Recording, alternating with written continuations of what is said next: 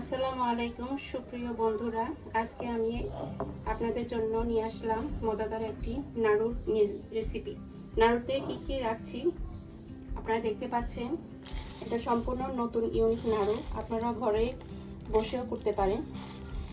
অনেক পুষ্টিকর বিভিন্ন ধরনের শস্য দানা দিয়ে আমি করলাম, যেমন এখানে চাল দিয়ে চাল ভাজা, মটর ভাজা, বুট ভাজা, চানাচুর আর কিছু বাদামও দিয়ে দিয়েছি পুষ্টির জন্য।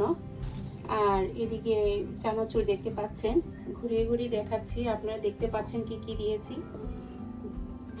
দেখতে থাকেন। আর প্লাস আমি আরেকটা জিনিস নাড়ুর জন্য অ্যাড করছি, সেটা হচ্ছে শুকনা নারকেল ভাজা। আমি এগুলো চিনি দিয়ে ভেজে আপনি নর্মাল ফ্রিজে রেখেছিলাম, এখন এটার সাথে অ্যাড করে দিব। এই দেখতে পাচ্ছেন, এভাবেও আপনার নাড়ু সংরক্ষণে নারকেলকে আপনারা চিনি দিয়ে ভেজে মানে সংরক্ষণ করতে পারেন নর্মাল ফ্রিজে। এক বছরও থাকবে, সমস্যা হবে না। আর এই ধরনের রেসিপিগুলোতে আপনারা ইউজ করতে পারেন। সুপ্রিয় বন্ধুরা, এখন আমি যেটা করব সেটা হচ্ছে এই যে নারকেলের যেটা দেখছেন, নারকেল ভাজা এবং বিভিন্ন ধরনের শস্য দানা ভাজা, এগুলো আমি এই যে ব্লেন্ডারে দিয়ে গুঁড়ো করব। বন্ধুরা দেখতে পাচ্ছেন, এখানে আমি এলাচি, দারচিনি, 2-3টা এলাচি এবং দারচিনি অ্যাড করলাম, সাথে এই যে এগুলো এখানে ঢালবো। সুপ্রিয় বন্ধুরা দেখুন, আমি এই চাল ভাজা বা বুটের ভাজা যেগুলো আছে এগুলো কে আমি গুঁড়ো করে ফেলেছি। দিয়ে যে ব্লেন্ডার দিয়ে দেখুন সুন্দর গুঁড়ো হয়েছে। এলাচি দারচিনি দিয়েছিলাম সুগন্ধির জন্য, সেটাও ব্লেন্ড হয়ে গিয়েছে। এরপর আমি এগুলোকে কিভাবে প্রসেসিং করে আপনারা দেখতে থাকেন। সুস্বাদু, মজাদার এবং ছেলে, বাচ্চা এবং বুড়োরাও খেতে পারবে। কারণ আমরা সাধারণত বুট ভাজা খেতে পছন্দ করি, অনেকেই দাঁতের সমস্যার কারণে বা বুড়ো হওয়ার কারণে খেতে পারে না। আপনারা মন চাইলে এইভাবে তৈরি করেও আমরা সবাই খেতে পারি।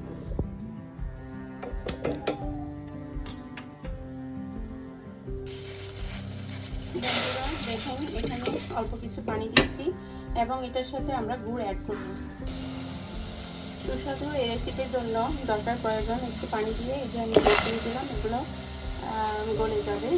গলে আপনার ইয়ের জন্য প্রস্তুত করতে হবে নাড়ুর জন্য।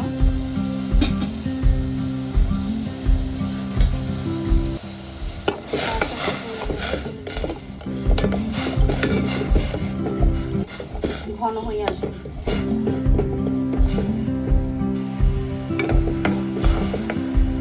বন্ধুরা দেখতে পাচ্ছেন গুড়গুলো ঘন হয়ে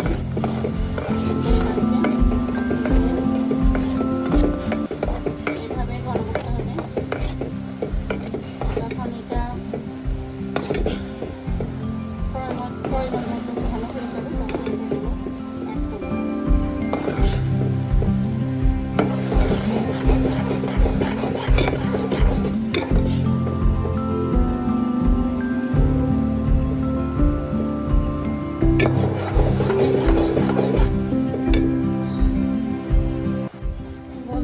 দেখেন এই যে এভাবে তার হলে তার মানে হয়ে আসছে। এখন আমরা ছেড়ে দিব 5 মিশালি গুঁড়োগুলো ছেড়ে দিব ধীরে ধীরে।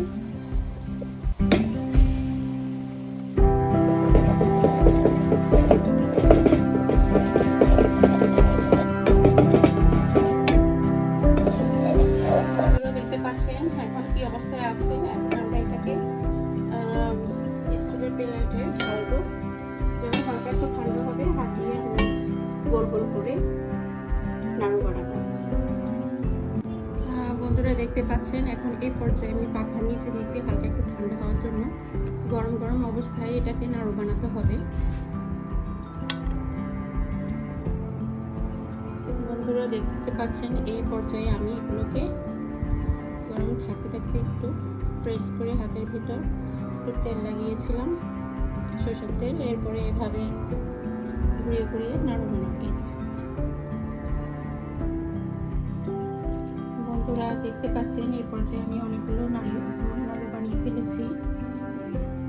বন্ধুরা, এই পর্যায়ে আমার নাড়ু বানানো শেষ। দেখতে পাচ্ছেন আমি সবগুলোই এভাবে চেপে চেপে নাড়ুগুলো গরম অবস্থায় তৈরি করলাম। যদি মনে করেন যে শক্ত হয়ে যায় তাহলে একটু পানি দিয়ে নরম করে একটু সামান্য পানি দিয়ে আবার গোল গোল করে প্রেস করে আপনার নাড়ুগুলো সুন্দরভাবে হবে। দেখতে পাচ্ছেন সুন্দর অনেকগুলো নাড়ু হয়েছে। এখানে 2, 4, 6, 8, 9, 10, 11, 12, 13, 14টা 1, 2, 3 আমি বলি বাচ্চারা এবং বুড়োরা সবাই খেতে পারবে যাদের দাঁত নেই। অনেকে চায় যে ছোটবেলার মতো চাল ভাজা বুট ভাজা খেতে, কিন্তু বাদাম ভাজা খেতে গেলেও দাঁতের সমস্যার কারণে বা ছোট থাকার কারণে খেতে পারে না। আপনারা এই ধরনের একটা রসালো নাড়ু বানিয়ে দিলে অনায়াসে বাচ্চা এবং বুড়ো সবাই খাবে এবং মেহমান আসলেও যদি প্রেজেন্টেশন করেন তারা তৃপ্তি সহকারে এই আইটেমটা খেয়ে নেবে এবং প্রশংসা করবে। অসাধারণ একটি রেসিপি, ইউনিক রেসিপি। আমি মনে করি এই রেসিপিটা হয়তো আমি কোথাও দেখিনি। আমি নিজের থেকে এই রেসিপিটা আপনাদের কাছে তৈরি করে শেয়ার করলাম।